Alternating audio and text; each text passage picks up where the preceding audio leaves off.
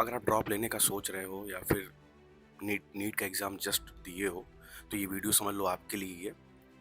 20-25 minute की videos जाएगी ये, तो एक बार अच्छे से ज़रूर देख लेना। हो सकता है कि आपकी लाइफ़ चेंज हो जाए ये वीडियोज़ देखने के बाद। कुछ वो सच्चाई मैंने इस वीडियोज़ में बताई है, जो मैंने फेस करा है, जो मैंने फ़ील करा है, ये आपको कोई नहीं बताएगा, ना आपको कोचिंग में बताई जाएगी, ना कहीं आपको इंटरनेट पे ये चीज़ें मिलेंगी। मैंने कई सारे बच्चों का देखा है। ये कोशिश किया इस वीडियोज़ में कि आपको वो सच्चाई दिखा पाऊँ, जो आपको किसी ने नहीं दिखाया है। तो एक बार ज़रूर ये वीडियोज़ पूरा देख लेना।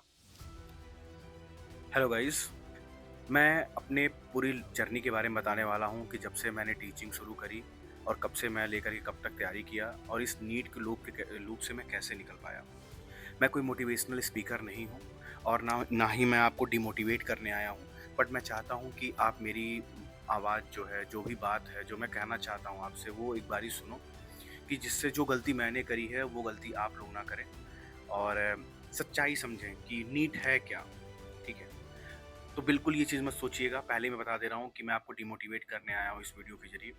आपको अच्छा लगे तो सुनिएगा, अदरवाइज़ कोई बात नहीं है, आप वीडियो छोड़ सकते हो।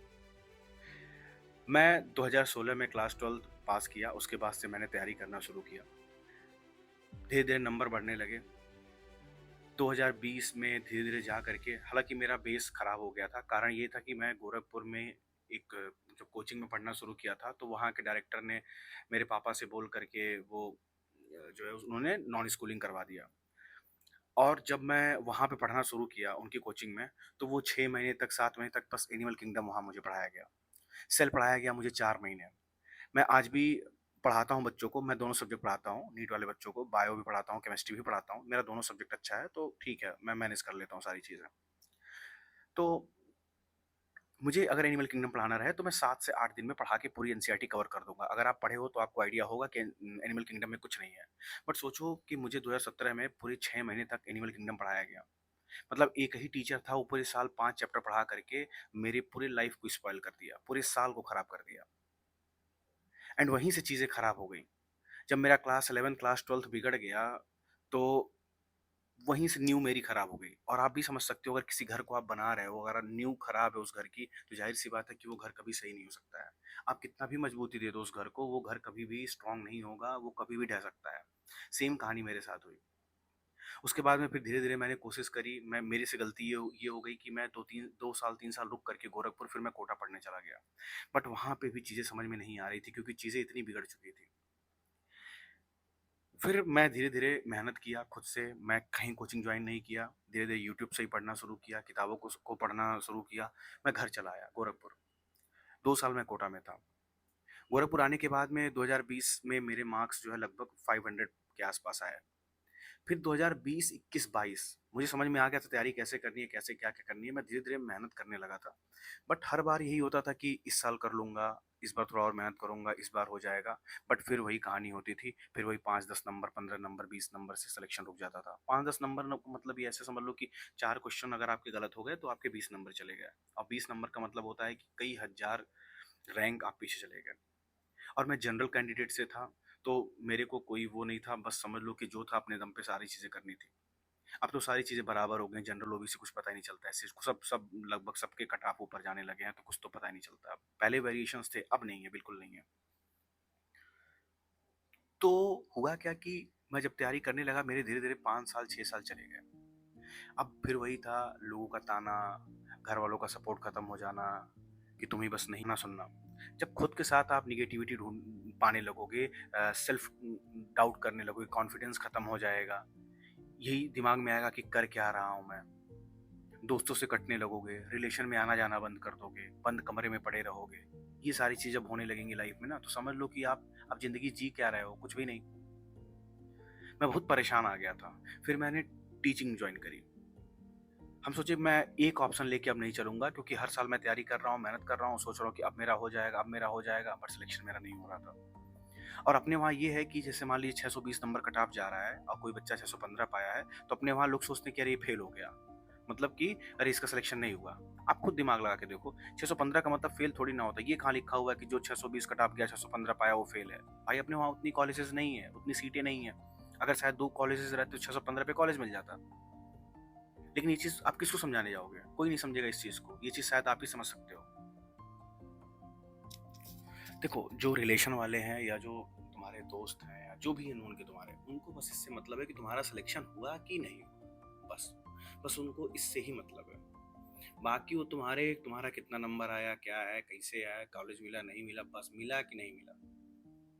एंड वो चाहते नहीं कि तुम्हारा सिलेक्शन हो, बट हाँ चलो तो मची रहेगी, खुजली तो रहेगी उनको कि सिलेक्शन तुम्हारा हुआ कि नहीं हुआ। उनको मतलब नहीं हो तो चाहिए ना तुम्हारा कॉलेज, तुम्हारा सिलेक्शन ना हो, बट वो तुम्हें परेशान करते रहेंगे इस चीज़ों को लेकर के। हटाओ इन सबों को। सपना और जिद में बहुत अंतर होता है। अगर तुम्हारा सपना है, तुम मेहनत कर रहे हो, कई देखो सबकी परिस्थिति एक जैसी नहीं होती है दोस्त। कुछ लोग होते हैं बहुत तेज होते हैं, क्रीमी होते हैं पढ़ने में, एक ही दो बार में उनका हो जाता है। बहुत सारे ऐसे बच्चे हैं कि एक ही दो बार में उनका सिलेक्शन हो जाएगा, लेकिन मैक्सिमम लोग की संख्या क्या है? 4 साल, 5 साल, 6 साल, 7 साल, 8 साल। हर कोई यही सोचता है कि चलो एक ड्रॉप और ले लेता हूँ, दो ड्रॉप, 3 ड्रॉप, 4 ड्रॉप, ऐसे लेते लेते पता चला 27-28 साल की एज हो गई। अब आप खुद सोचिए कि आप 28-29 साल के हो गए तैयारी करते करते, 27 साल की हो गए, आप क्या करोगे उसके बाद में? मैं आपको बता रहा हूँ कहानी अपने कुछ दोस्तों की, जो क्लास 12th पास आउट ही रह गए, तैयारी करते करते रह गए। 8 साल 10 साल उनके समय निकल गए। अब ना वो ग्रेजुएशन किए हैं, ना बीएससी किए हुए हैं, ना एमएससी, कुछ नहीं किए हैं वो, बस इस चक्कर में कि कॉलेज मिल जाएगा, कॉलेज ले लेंगे। अब बताओ वो करे तो करे क्या, किस फील्ड में जाए? 27 साल, अपने इंडिया में कई सारे ऐसे एग्जाम है कि 27-28 साल के बाद आप भर ही नहीं सकते हो। आप उसको भर ही नहीं सकते 27-28 साल के बाद, एज लिमिट लग जाएगा। आप क्या करोगे उस एज में? जाते जाते 30 साल तक जाते जाते आपके पेरेंट्स होंगे, वो या तो रिटायर्ड हो जाएंगे, कुछ काम कर रहे होंगे, तब उनकी भी एक एज हो चुकी होगी कि वो काम नहीं करना चाहेंगे, 60-62 के हो जाएंगे। अब आप 28 से 30 के बीच में पहुंच गए हो, आपको अपनी घर गृहस्थी बसानी है, आपको कमाना है, अपनी फैमिली को सपोर्ट करना है, लेकिन आप एक एग्ज़ाम के चक्कर में पड़े रह गए सारा टाइम। मुझे थोड़ा-सा मैं अपने फैमिली को थोड़ा-सा थैंक्स ये करता हूँ कि उन लोगों ने मेरे को ज़बरदस्ती गाली दे के, प्रेशर दे करके एटलीस्ट बीएससी बोला करने के लिए मैंने बीएससी कर लिया। फिर मैंने एमएससी भी कर लिया। अभी फ़िलहाल मैं नीट जेआरएफ की प्रिपरेशन कर रहा हूँ। सब्जेक्ट मेरे अच्छे हैं। हो सकता है भगवान चाहे तो मेरा सिलेक्शन हो जाएगा सीएसआईआर नेट में। लेकिन मैं सोच रहा हूँ, मैं अपने आस-पास लोगों को देख रहा हूँ। कई सारे बच्चों को मैं देख रहा हूँ कि वो कई-कई साल ड्रॉप लेते चले जा रहे हैं। भाई क्यों अपनी ज़िंदगी स्पॉइल कर रहे हो? नहीं हो रहा है, मैक्सिमम देखो यार, अगर सिलेक्शन लेना है तो 4 साल मैक्सिमम। 1 साल नहीं हुआ ठीक है, 2 साल नहीं हुआ, 3 साल, 4 साल, अब उसके बाद मत कोशिश करो। बहुत मन कर रहा है 5 साल, उसके बाद मत करो भाई मेरे। साढ़े 5 साल 6 साल के कोर्स के लिए तुम 7 साल 8 साल क्यों लगा रहे हो यार? बीएमएस कर लो, बीडीएस कर लो। मेरा कितनी बार सिलेक्शन बीडीएस में हो रहा था, बीएमएस में बीएचयू तक मिल रहा था, बट उस टाइम यही था, नहीं एमबीबीएस चाहिए, एमबीबीएस चाहिए, सबको एमबीबीएस कर रहा, मुझे भी एमबीबीएस करना, चुल मचा हुआ था। आज एटलीस्ट कम से कम मैं डॉक्टर तो होता, बीडीएस किया होता, डेंटिस्ट होता, बीएमएस किया होता, नर्सिंग होम खोल करके बैठता तो कम से कम, बीएचएमएस ही कर लिया होता। ऐसा नहीं है कि मैं टीचिंग में खुश नहीं हूँ, खुश हूँ। इतने सारे बच्चों को मैं गाइड करता हूँ, समझाता हूँ, पढ़ाता हूँ, उनको बना रहा हूँ मैं, अपने भाई को मैं बना रहा हूँ। कम से कम मेरे घर में जो एटलीस्ट जो है उनको तो मैं सिखा पा रहा हूँ, समझा पा रहा हूँ कि मैंने झेल लिया सारी चीज़ें। मैंने लगभग 7 अटेम्प्ट दिए हैं नीट के, 7 साल तक। टीचिंग के ज्वाइन करने के बाद भी 1-2 बार मैंने दिया था, बट ये था कि टीचिंग करते करते ये था कि इतना मैं इंगेज हो गया था उसमें कि फिर तैयारी नहीं हो पा रही थी। लेकिन ये था कि कम से कम मैं उस डिप्रेशन से बाहर निकल गया था। धीरे धीरे जब सेल्फ डाउट होने लगेगा ना, कॉन्फिडेंस खत्म हो जाएगा, लोगों से बात करने का मन नहीं करेगा। नीट यार एकदम दाद की बीमारी, जैसे दाद जानते हो, दाद, नीट एकदम बीमारी है। एक बार हो जाएगा दादना, फिर दवा लगाओगे ठीक होगा, फिर उसी जगह पे होगा, फिर होगा, बस वही वाली कहानी है। यार एक बात बताओ, पहले बाबा बाबा के टाइम पे लोग, मानता हूँ 70 साल 80 साल तक जी लेते थे, 90 साल तक जी लेते थे। तुम सोच के बताओ, क्या लगता है कि हमारी इम्यूनिटी या आपकी इम्यूनिटी इतनी है कि हम 65-70 पार कर पाएंगे? चलो हम 70 मान लेते हैं। अगर हम 30 साल एक ऐसे एग्जाम के पीछे लगा दिए, फिर मैं 10-12 साल उसको करने जाऊंगा, तो मेरी एज 40 साल हो जाएगी। अब हम बचा 20-25 साल, मैं उतने साल के लिए जीऊँगा, अब मैं उसमें तो बनाते ही रह जाऊँगा। अगर कहीं हमारा बैक सपोर्ट ऐसा नहीं है, हमारा फैमिली बैकग्राउंड नहीं है कि मैं मेडिकल से हूँ, फिर तो मैं 25 साल बनाते ही रह जाऊँगा फिर तो। फिर क्या जीना? कई सारे मेरे दोस्त हैं मेरे साथ के ही, वो कुछ नहीं, एकदम गायब हो गए हैं वो। पता नहीं उनका सिलेक्शन हुआ भी कि नहीं हुआ, मुझे नहीं मालूम, बट वो दिखते ही नहीं हैं। ना सोशल मीडिया पे हैं, बस इस डर से कि लोग पूछेंगे कि क्या हुआ, कैसे क्या हुआ? क्योंकि समय गँवा चुके हैं वो, बर्बाद हो गया, उन्होंने कुछ किया ही नहीं। चलो, भगवान का शुक्रगुज़ार हूँ कि कम से कम फैमिली वालों को मैं सबसे ज़्यादा धन्यवाद देता हूँ कि चलो कम से कम ग्रेजुएशन मैंने कर लिया, पोस्ट ग्रेजुएशन मैंने कर लिया, पीजी कर लिया। आज मैं बच्चों को पढ़ा रहा हूँ, अच्छा अर्न कर रहा हूँ, अपने पैसे से गाड़ी लिया हूँ, जो मन करता वो पहन रहा हूँ, जहाँ मन करता वहाँ मैं घूमता हूँ, अपनी फैमिली को सपोर्ट कर रहा हूँ। होता क्या है, मैं आपको एक बात बता देता हूँ।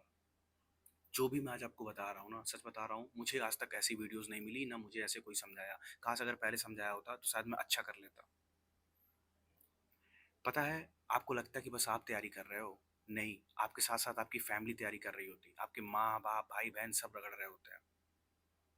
एंड तुमसे ज़्यादा होप ना उन लोगों को होता है।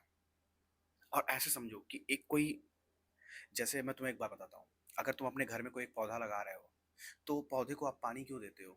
ये सोच के देते हो ना कि ये पौधा बड़ा होगा कल को तो मुझे फल देगा, मुझे छाया देगा, इसकी लकड़ी होगी, इसका मैं टहनियों को जलाऊँगा या जो भी ईंधन के तौर पे इस्तेमाल करूँगा।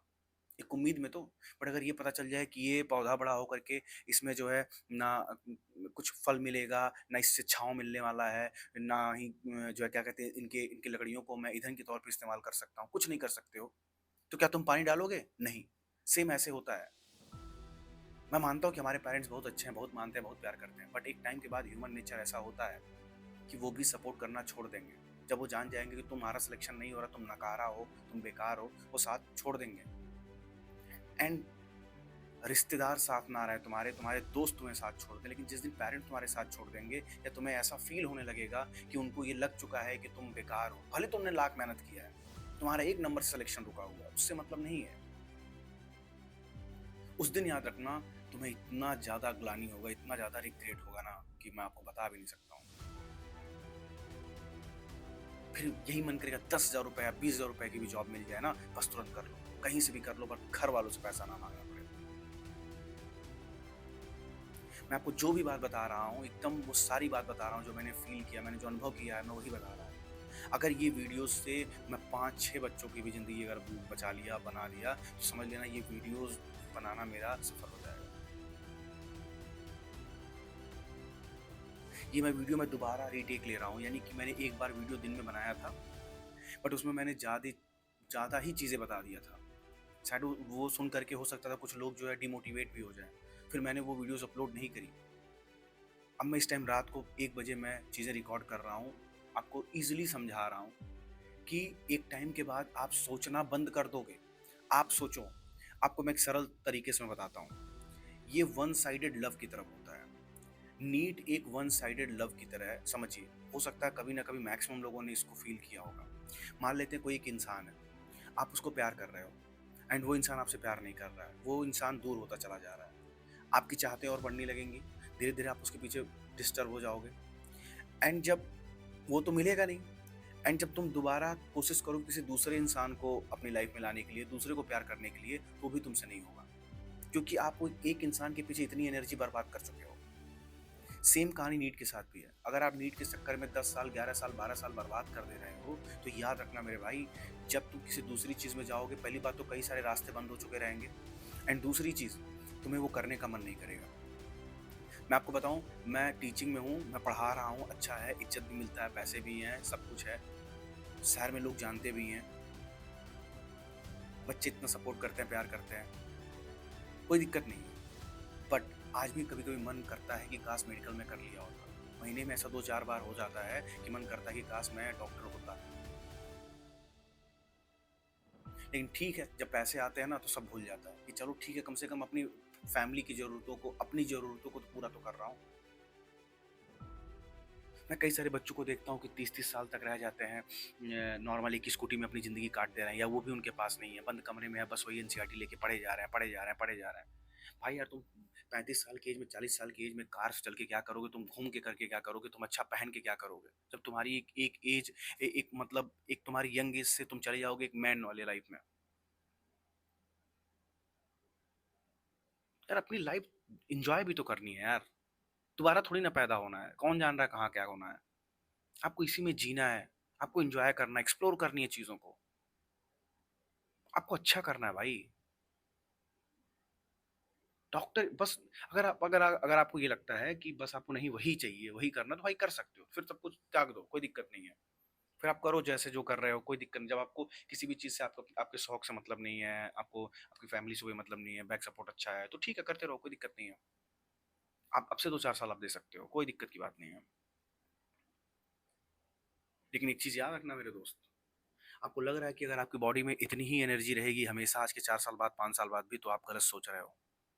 आपके लाइफ आपके जो है बॉडी में ना वो एनर्जी रह जाएगी, ना आपके ब्रेन उतने स्टेबल रहेंगे कि आप उतना पढ़ पाओगे, उतना सोच पाओगे। धीरे-धीरे सारी चीज़ें खत्म हो जाती हैं। आपको पता होगा जो है स्पॉन्टेनियस नेचर, आपने पढ़ा होगा, एंट्रोपी, कि कोई भी चीज़ है अगर चाहे गर्म है तो ठंडा भी होगा, दिन है तो रात भी होगा, यानी कि रैंडमनेस की तरफ चीज़ें जाती हैं। अगर आपकी लाइफ अगर स्टेबल है तो धीरे-धीरे बिगड़ेंगे भी। यानी कि कहने का मतलब सिंपल सी चीज़ है कि चीज़ें बनेंगी तो बिगड़ेंगी तो। अगर आप अपने पीक पे हो, आपके बॉडी में बहुत ज़्यादा एनर्जी है, ऊर्जा, आप सोच रहे हो कि मैं कर लूँगा, 1 साल और कर लेता हूँ, ठीक है। अगर है दम, तो एक ही बार में करके निकाल ले मेरे भाई। अगर नहीं है, तो याद रखना कि आप सोच के रखो कि आपके पास ऑप्शन बी क्या है, प्लान बी क्या है, कि अगर ये नहीं हुआ तो आप कैसे अपनी ज़िंदगी, लाइफ़स्टाइल अपनी कैसे तुम जियोगे, अपनी फैमिली को कैसे तुम सँभालोगे, खुद को कैसे सँभालोगे? ये चीज़ सोच लेना। थोड़ा-सा ये वीडियो लंबी हो जा रही है, बट मैं अपनी सारी बात कहना चाहता हूँ। अगर तुम्हें तैयारी करनी है तो 2 साल, 3 साल, 4 साल दे लो, कोई दिक्कत नहीं है। बट हाँ, उतने में ही निकाल लो, ज़्यादा टाइम मत दो। भाई, उतना तो जीना भी नहीं है जितना हम मरे जा रहे हैं।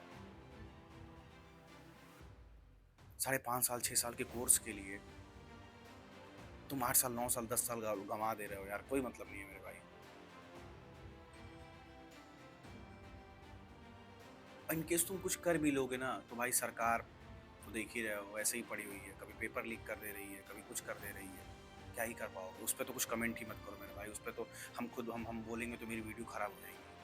हम तो बात ही नहीं करना चाहते हैं कि वो क्या कर रहे हैं, लीक करें चाहे उतना। एक जो छोटा बच्चा पैदा होता होगा, वो उसके डायपर में भी इतने लीक नहीं होते होंगे जितना जो है ये पेपर लीक होता है अपने वहाँ। तो उस पे तो बात ही करना बेकार है दोस्त, ठीक है? उस पे तो बात ही करना बेकार है। और सबसे बड़ी प्रॉब्लम पता है क्या है? हर साल का पैटर्न। तुम अगर ध्यान से 2018-19 के बाद से लेकर के 2026 तक का जो इस साल का पेपर हुआ, रीनीट वगैरह सब लेके बैठो, तुम्हें एक चीज समझ में आएगा, हर साल पैटर्न चेंज हो रहा है, हर साल पैटर्न कर देना चेंज हो। तुम एक चीज तैयारी करने बैठ रहे हो एक तरीके से, अगले साल कुछ और हो जा रहा है। तुम सबसे मेजर गैप देखो, इस बार मेरा भाई नीट का पेपर दिया था, पेपर उठा के देखना, तुम लोग भी डाउनलोड कर लेना, या आप लोगों ने दिया भी होगा। 2026 का जो पहला पेपर हुआ था, वो उसका लेवल देख लो, और फिर जो रीनीट हुआ था तब का लेवल देख लो तुम। मतलब तुम सोच के जा रहे हो इजी आएगा, आ जा रहा है टफ। सोच के जा रहे हो टफ आएगा। अच्छा, 2025 का पेपर कैसा आया था? एकदम हार्ड आया था, टफ आया था। फिजिक्स वगैरह ऐसा आ गया था कि समझ ही नहीं आ रहा था, केमिस्ट्री वगैरह पता नहीं चल रहा था। तो जब तुम पेपर 25 का दिए होगे तो क्या सोच रहे थे कि 26 में भी हार्ड आएगा, हार्ड आएगा? एंड जब 26 का पहला पेपर दिए कैसा आ गया? इजी आ गया। फिर जब 26 का पहला पेपर दिए होगे, सोच रहे होगे कि अब ऐसा ही आएगा फिर से दोबारा, फिर क्या हो जाएगा? फिर से टफ हो जाएगा। मैं आपको बता रहा हूँ, जिन बच्चों के सिलेक्शन नहीं हो रहे थे पहली बार वाले 2026 में, उनके सिलेक्शन दूसरे बार वाले में हो गए। और जिन लोग का सिलेक्शन हो रहा था पहली बार वाले में, उनका सिलेक्शन ही नहीं हुआ। मेरे भाई का ही मैं बता दे रहा हूँ, मेरे भाई का 630 या 35 के आसपास आ रहा था पहली बार वाले में, एंड दूसरी बार वाले में उसके आ रहे हैं लगभग 500 के आसपास। और ऐसा एक नहीं, कई सारे बच्चों का मैंने देखा है, लगभग मैं अपने आस-पास 10-12 बच्चों का मैं सुन रहा हूँ कि जिनके नंबर अच्छे आ रहे थे, उनके खराब आ रहे हैं, जिनके खराब आ रहे थे, उनके बहुत अच्छे आ रहे हैं। तो तुम कुछ सोच के जा रहे हो, आ कुछ और जा रहा है। सबसे पहली बात तो ये अलग ही गेम हो जा रहा है तुम्हारे साथ। तो ये भी चीज़ तुम्हें समझने की बहुत ज़रूरत है कि आपको हर तरीके से प्रिपेयर रहना होगा, तब जाके आपका सिलेक्शन होगा। अदरवाइज़ ये जो गेम चल रहा है, जो लूप चल रहा है ना, कभी टफ, कभी ईज़ी, कभी टफ, ये आपको और बर्बाद कर देगा। अब ज़्यादा कुछ नहीं बताऊँगा, जाते थे बस कुछ चीज़ें मैं कह रहा हूँ, बस ध्यान से सुन लो 2-3 मिनट। जो भी लोग नए लोग आ रहे हैं नीट में, बाबू समझ लो पहले ऐसा कुछ नहीं रहा है, तुरंत के तुरंत निकालो, 1 साल 2 साल के अंदर मेहनत करो, बस किसी तरीके से निकल जाओ। पेरेंट्स कभी-कभी ये कहें कि चलो 1 साल नहीं निकलेगा, 2 साल कर लेना, 3 साल कर लेना, 4 साल, इस बात पे तो जाना ही मत। अगर ये तुम सोच लिए कि 2 साल, 3 साल, 4 साल तुम्हारे पास टाइम है, तो समझ लेना दिमाग में तुम्हारे वही साइकोलॉजिकली बन जाएगा, फिट हो जाएगा, दिमाग में बैठ जाएगा कि चलो अगले साल कर लेंगे, नहीं फिर हो जाएगा। ये सब दिमाग से निकालो। बस किसी तरीके से इस साल तुम्हें सिलेक्शन लेना है, ये चीज़ बैठा लो। दूसरी चीज़, जो लोग 2 साल, 3 साल ड्रॉप ले चुके हैं, वो लोग, आप लोग भी कोशिश करिए कि बस ये लास्ट हो, 2027 में आपका सिलेक्शन हो जाए। एंड जो लोग 7 साल, 8 साल वाले हो गए हैं, कोई बात नहीं। अगर आप सोच रहे हो कि कर सकते हो जाएगा, तो बिल्कुल कर लो। साथ ही साथ ग्रेजुएशन ज़रूर डाल दो। कहीं से बीएससी, कहीं से डिस्टेंस लर्निंग प्रोग्राम डीएलपी डाल दो, कोई भी कि मतलब हो जाए तुम्हारा। और हुँ, और अगर आपको कोई भी क्वेरी हो, कुछ भी आप अगर हमसे पूछना चाहते हो या कुछ भी आपके दिमाग में हो, कैसे क्या करना है, तो मैं उसके लिए अलग से वीडियो बना दूँगा। और मैं अपनी इंस्टाग्राम आईडी भी मेंशन कर दूँगा, अश्विनी पंडित नाम है। इंस्टाग्राम पे सर्च करोगे तो आ जाएगा। और तो कुछ ऐसा रह नहीं गया कि जो मुझे बताना चाहिए। बाकी एकदम सोचो नहीं, एक लास्ट ईयर मान करके मेरी जो भी वीडियोज़ आप सुन रहे हो इसको सेव कर लो। लास्ट ईयर मान करके सिलेक्शन लो, अच्छे कॉलेज में जाओ, अपने फ्यूचर को बनाओ, सब कुछ करो। बट अगर नहीं हो पा रहा है तो भाई बहुत सारे ऑप्शन हैं। यार मैं इतना डिप्रेस्ड हो गया था, मेरे नीचे यहाँ पे डार्क सर्कल हो गए थे। मेरे को स्लीपिंग सिकनेस हो गया था इस नीट के चक्कर में, डिप्रेशन की गोलियाँ मैं खाता था। कम से कम मैं ज़िंदा तो हूँ। समझ रहे हो मेरी बात को? भाई अपनी फैमिली के लिए खड़ा तो हूँ कम से कम। आप सब कुछ कर सकते हो। ऐसा नहीं है कि आप आज के टाइम पे वो चीज़ें नहीं रह गई हैं कि आप एमबीबीएस करके बहुत सारा पैसा कमा लोगे, वो समय चला गया। आज के टाइम पे पहले पहले पहले मैं अपने घर के पास जब आया था, तो मेरे घर के पास जो है 2 किलोमीटर के रेंज में केवल बस बीआरडी मेडिकल कॉलेज था। आज मैं अपने घर से जैसे ही घर छोड़ो, मैं अपने बालकनी से खड़ा होके देखता हूँ, मैं अपने छत से ही 10 हॉस्पिटल गिनवा दूँगा अपने घर के आस-पास। अब हर हर आदमी मैं नहीं कह रहा हूँ कोई कमा रहे हैं, सबके पास 4%, 5%, 10% सब कोई कमा रहा है। बट आप उनको देख कर के ऐसे पागल मत बनो। ठीक है? हो जाए तो बहुत अच्छा है, नहीं हो रहा तो कोई टेंशन की बात ही नहीं है, एकदम सोचना ही नहीं है भाई, एकदम सोचो ही मत तुम लोग। बहुत सारे ऑप्शन हैं, बीएमएस कर लो, बीडीएस कर लो, वो नहीं हो रहा है कि आईटी जैम की तैयारी करो, प्रोफेसर बनो, साइंटिस्ट बनो, अरे बहुत सारा ऑप्शन है यार। फार्मा लाइन में चले जाओ, उसमें मैन्युफैक्चर करो, दवाइयाँ बनाओ, बहुत सारी चीज़ें हैं। पकड़ के एठू लेके बैठ गए हो तुम लोग, टेंशन नहीं लेने का, कर पाओ तो करो। मैं उसके लिए अलग से वीडियो बना दूँगा, अगर तुम्हें लगता होगा तुम्हें नीड होगी, तो मैं बना दूँगा वीडियो अलग से। कैसे पढ़ना, क्या-क्या पढ़ना है, मेरे पास अभी भी पुराने सारे मेरे कंटेंट नोट्स वगैरह सारे रखे हुए हैं, मैं दिखा दूँगा कैसे मैं पढ़ता था, क्या-क्या ज़रूरी होता है, सारी चीज़ें। और मैं कैसे बच्चों को पढ़ाता हूँ, कैसे गाइड करता हूँ, तो वो सारी चीज़ें हो जाएँगी। और हाँ, अगर आपको मेरी वीडियो अच्छी लगी हो, तो कुछ ना कुछ कमेंट छोड़ के जाना, अच्छा कमेंट छोड़ के जाना, जिससे मैं और भी बाकी बच्चों को मोटिवेट करूँ, मैं उनको समझाऊँ, उनकी लाइफ़ को मैं सिक्योर कर पाऊँ। देखो, मुझे जो बताना था मैंने आपको बता दिया। अब आपकी मर्ज़ी है कि आप किस हिसाब से मेरी वीडियोज़ को लेते हो। अगर आपको अच्छा लगे तो ज़रूर कमेंट करिए, नहीं अच्छा आया तो कोई बात नहीं, आप वीडियो को छोड़ सकते हो। बस मैं चाहूँगा कि मेरी आवाज़ मैक्सिमम बच्चों तक पहुँचे, क्योंकि मैं कई सारे बच्चों को पर्सनल गाइड भी करता हूँ। बच्चे अलग से पढ़ने भी आते हैं, तो मैं देखता हूँ काफ़ी परेशान रहते हैं। तो मुझे लगता है कि जो बेचैनी या जो परेशानी उनके दिमाग में है, वही सारे डर और परेशानी आप सबके भी दिमाग में होगा। तो बस मैं खुल के आपसे बात करना चाहता हूँ, आपको समझाना चाहता हूँ कि क्या सही है, क्या गलत है। आप परेशान ना हो और सिलेक्शन जल्द से जल्द लीजिए, डॉक्टर बनिए। हमारी शुभकामनाएँ हैं आपके साथ। बट अगर नहीं हो पा रहा है, तो कुछ ना कुछ अभी समय रहते आप अलग से जॉइन कर लीजिए, क्योंकि अभी आपकी एज है। बाद में वही एज चली जाएगी तो आप कई सारे फॉर्म नहीं भर पाओगे, कुछ जॉइन नहीं कर पाओगे, कुछ कंपनी में जाना चाहोगे तो कंपनी वाले नहीं लेंगे। तो प्लीज़ आपसे बस ये रिक्वेस्ट है कि समय रहते आप चीज़ों को समझ लीजिए कि अगर हो पा रहा है तो अच्छी बात है, नहीं हो पा रहा है तो बहुत सारे रास्ते हैं। बहुत-बहुत धन्यवाद।